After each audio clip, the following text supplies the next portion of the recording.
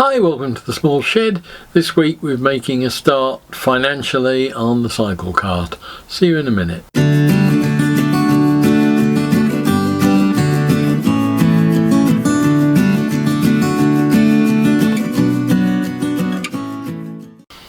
Now up until now it's all been very much in my head, and you know, I've spent £2.50 on a pack of paper and some sellotape, so it hasn't really been anything serious. This week, very small, but it's very significant. I've made my first purchase, and I think that kind of marks a milestone. It's something that has actually committed me more than anything to date. At any time up until now I could have just given this the heave-ho, lost interest or whatever else, but from now on I've actually invested some money in it, so I want to see an end to it. I want to see a finished product. It's not much, as I said at the beginning, but we'll just have a quick look and I'll show you, and then we'll be away. It's not a long video this week, but it is, as I say, probably a significant milestone.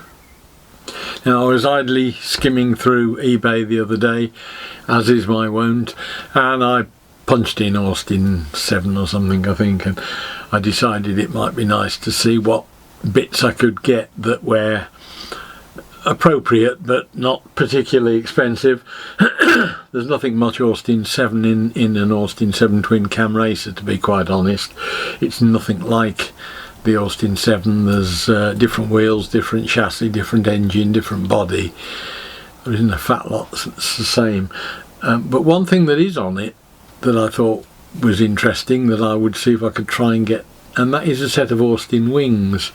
As I mentioned in the introduction, I've got a fairly long history with Austins, through Dad's garage and his BMC dealership in the 1950s and 60s.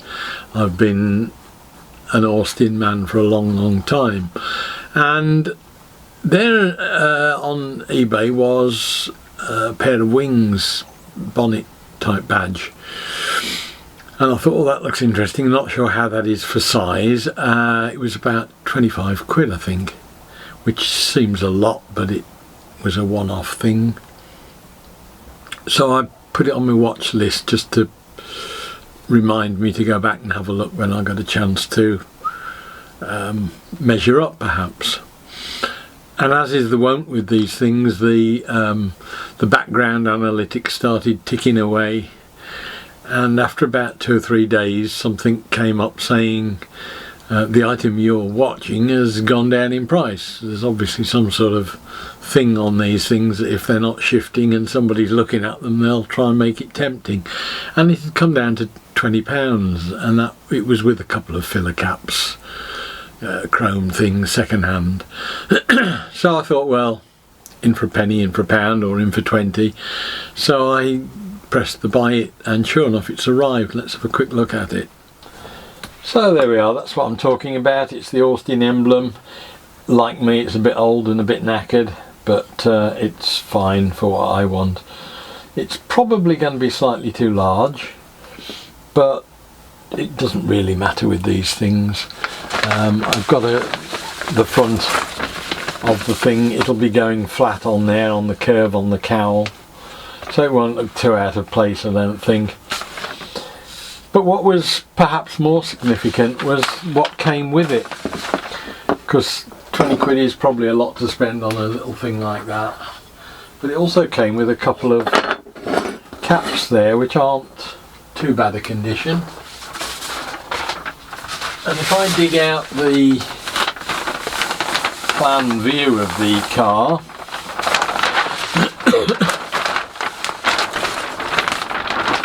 you can see that in addition to the badge which appeared on some of them, which is, say, maybe slightly large, but it'll be okay, I'm sure, there are a couple of fillers on the car.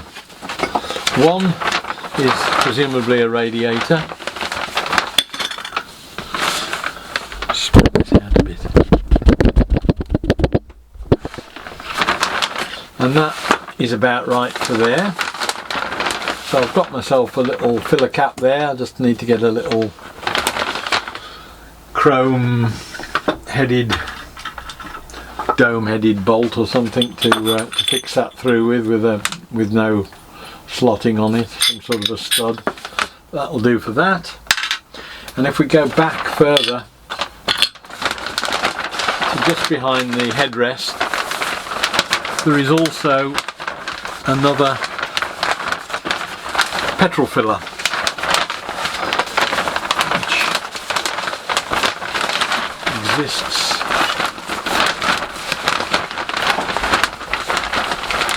hold this up a bit.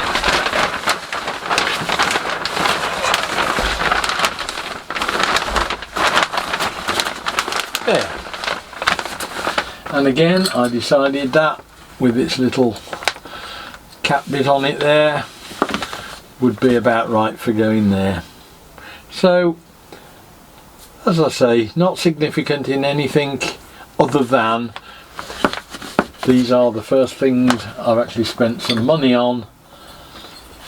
The thing is actually now becoming real. Next step is to order wheels, bearings for the wheels, chassis rails, plumber blocks to carry the rear axle. I might well get the rear axle as well, and the engine, so that I can resolve this whole back area as to how that will work, how the engine will sit, probably also the drive from the motor to the wheel, the axle. There's an automatic transmission like the old DAF Variomatics you can get, which screws on the side of the engine. So I think we're going to start with that as the purchases. That should knock a hole in a couple £100 or so, but it means that I can at least get the back end sorted and then move on to the front later on. The front axle is going to be a far more complicated issue. It's not something I can get off the shelf for what I want, but we'll deal with that in a future program or episode. So I hope that was of interest. Very quick one this week, but as I say, it is a start and a move forward. Hope it was of interest. Look forward to seeing you next time, and we'll see you in a week or two. Bye.